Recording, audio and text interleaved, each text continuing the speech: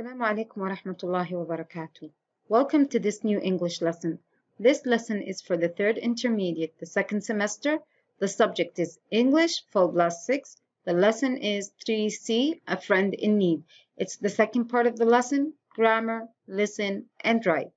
The lesson was prepared and will be presented by Mrs. Atidal Al-Ghamdi. Now let's see today's objectives.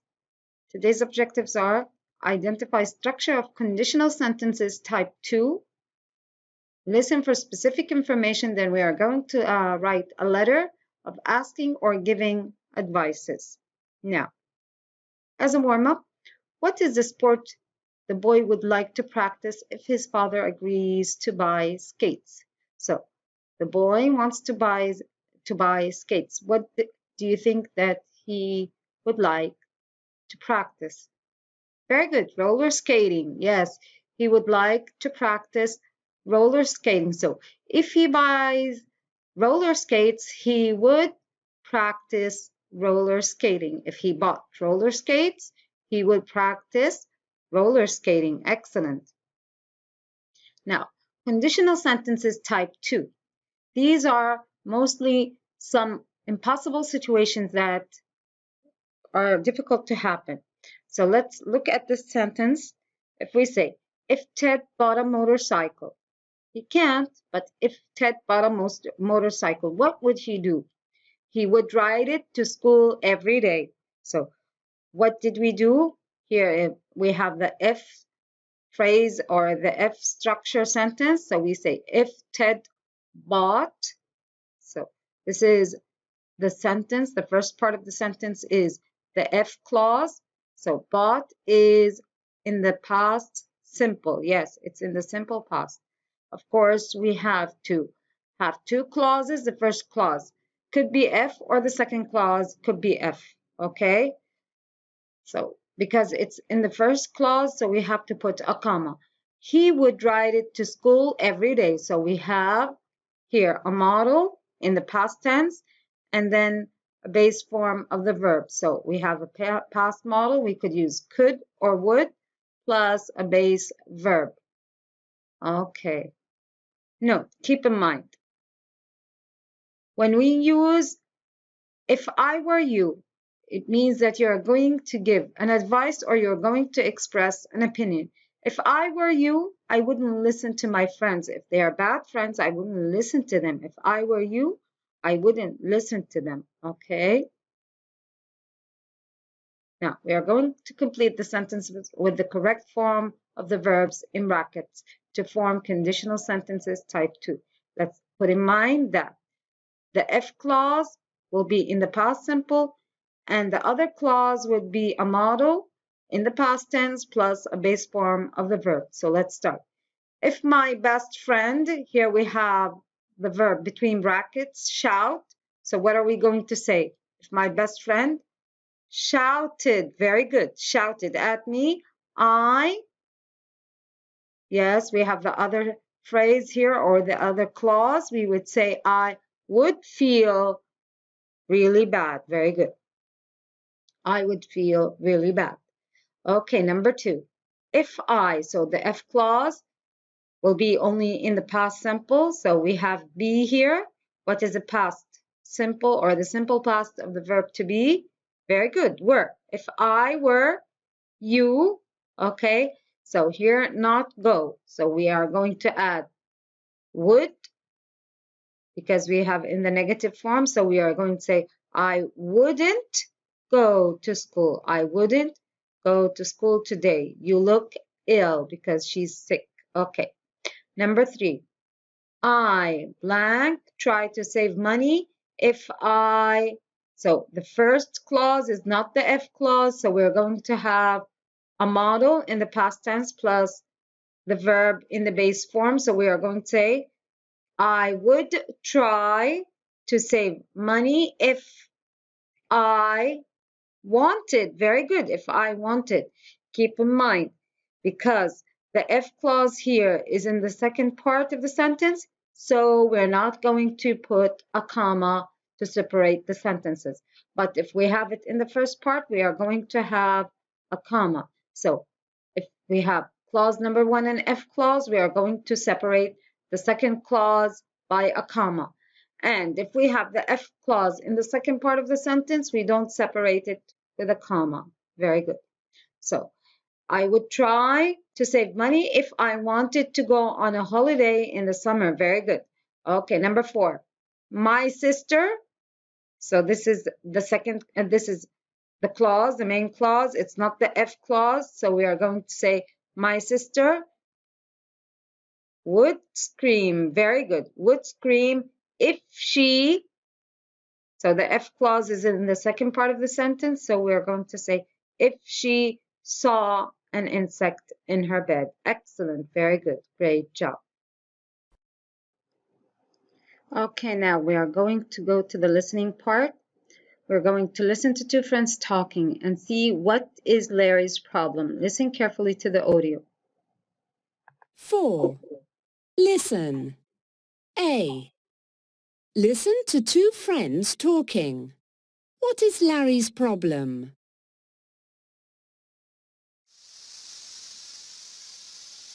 Hi, Larry. What are you doing there? I'm trying to clean this shirt. Look. Give up. I don't think it's working. The problem is, it's not mine. Oh, I borrowed it from Jim last week, and now look at it. What am I going to do? He's going to kill me. calm down. We'll think of something. Maybe I could find more information online about how to clean it. You can try, but I don't think it'll work. You're right. That's a silly idea. What would happen if I took it to the cleaners? Do you think they could clean it? I doubt it. I mean, it's a mess. Oh no. What am I going to do? I'd deal with the situation differently if I were you. How? I'd tell him the truth. Just explain what happened. It was an accident, right? Yes, it was. He'll understand, won't he? Of course he will. I know. I should give him one of my shirts. I'm not sure he'll want one of your old shirts. You're right. OK, I'll promise to buy him a new one then. That's more like it. And you know what else I could do? What's that? I'll take him out to dinner on Friday. There's a new restaurant that he really wants to go to. Why not? You can treat me too. Why? For giving you such brilliant advice. Okay, so what is Larry's problem? What is Larry's main problem? Very good. He got the shirt dirty, and the shirt is not his. He borrowed it from his friend. Very good. So Larry had dirtied the shirt he had borrowed from a friend, and he does not know what to do. Very good. Now listen again and tick the things Larry decides to do. Okay? Listen again. B. Listen again and tick the things Larry decides to do.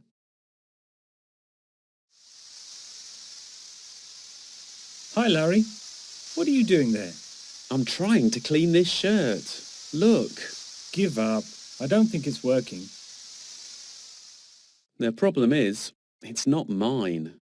Oh, I borrowed it from Jim last week, and now look at it. What am I going to do? He's going to kill me. calm down. We'll think of something. Maybe I could find more information online about how to clean it. You can try, but I don't think it'll work. You're right. That's a silly idea. What would happen if I took it to the cleaners? Do you think they could clean it? I doubt it. I mean, it's a mess. Oh no. What am I going to do? I'd deal with the situation differently if I were you. How? I'd tell him the truth. Just explain what happened. It was an accident, right? Yes, it was. He'll understand, won't he? Of course he will. I know. I should give him one of my shirts. I'm not sure he'll want one of your old shirts. You're right. OK, I'll promise to buy him a new one then. That's more like it. And you know what else I could do? What's that? I'll take him out to dinner on Friday. There's a new restaurant that he really wants to go to. Why not? You can treat me too. Why? For giving you such brilliant advice. Okay, so now we are going to list or listen to the ideas, read the ideas that are listed here. Number 1, search for advice online. What do you think of this idea? What did they say about it? Very good. They said that it was a silly idea. Very good. Number 2, take the shirt to the cleaners. Did they agree upon this idea? Very good. They said no because they have doubt in the cleaners that you could clean it because it's a mess. Very good. Number 3, tell Jim what really happened. Very good. Yes, they have to come straight forward to the problem. Yes, very good. Okay, number 4, give Jim one of his shirts. Yes, they say, what does he want? One of your, he doesn't want one of your old shirts. So no, this was not a good idea. Number 5, buy a new shirt. Yes, very good. Instead of giving him an old one, buy him a new one. Very good. Okay, number 6, treat Jim to dinner. Excellent. They said that this was a brilliant idea. Very good. Actually, they were very enthusiastic. They were very happy about this idea. Very good. Excellent. Great job. Very good. Okay, now we're going to read the plans. Can you think of more phrases for each part of the letters? Okay, when you are writing a letter to a friend asking for or giving an advice, we should follow the following plan, okay? So we have the greeting. Usually we put the greeting, dear friend, whatever your friend name is, and then we start with an opening paragraph. Begin your letter and say why you are writing. Use the phrases like, I've got a problem and I'd like your advice, or I hope you can help me with the problem. Then you state your problem. Or I need your advice because I'm in trouble. Then you tell what the problem is. This is for asking for an advice. Very good. What are other phrases you can use? Excellent. I'm writing to ask you for advice, or I've been having problems with, and you state your problems. Okay, now this is for asking. Now we are going to see for giving advices. What do you say? I was sorry to hear that you've got problems. Very good. I hope the following advice will help you, and you start giving the solutions or the advices. I've thought about your problem quite a lot, and I've come up with the following solution. And then you give your solutions. How about more solutions or more opening paragraphs for giving advices or solutions? What do we have? The reason I'm writing back to you is to give you some advice, or in your letter you ask for advice. Well, here it is. Okay, very good. Okay, so this is the main part. Then we are going, sorry, that was the opening paragraph. Now we have the main part. We have asking for advice. We explain the problem and how you feel and ask for advice. We use phrases like, what should I do? I feel helpless and I don't know what to do. If you were me, what would you do? What do you suggest? How should I deal with the situation? What do you think I should do? Other phrases like, what do you think of the problem or the situation? I feel terrible. Should I? Okay. Now, for giving advices, what do you think you should say? You say, I think you should or shouldn't, and then you state the advices or the solutions. If I were you, I'd do this or that. I believe that it would be a good idea to. One thing you can do is, how about or what about, and then you have other phrases like, why don't you? What I always find helpful is, okay? So here you have in the main part, you have the solutions themselves that you're going to state, okay? Now, in the closing paragraph, you state anything you want to emphasize and end your letter. Use phrases like, I hope I haven't troubled you too much. Let me know what you think as soon as possible. I'm counting on you. I depend on you. I look forward to hearing from you, etc. Okay, so other words or phrases we have, please write back soon. I really need to know how you feel about the situation. So you're closing the paragraph. Now, about giving advices, what do you say? I hope everything goes well. Let me know how everything goes. There's no need to panic. And then More phrases. Well, that's what I think you should do. Don't forget to keep in touch. Okay, you have to know if your advices were good or not.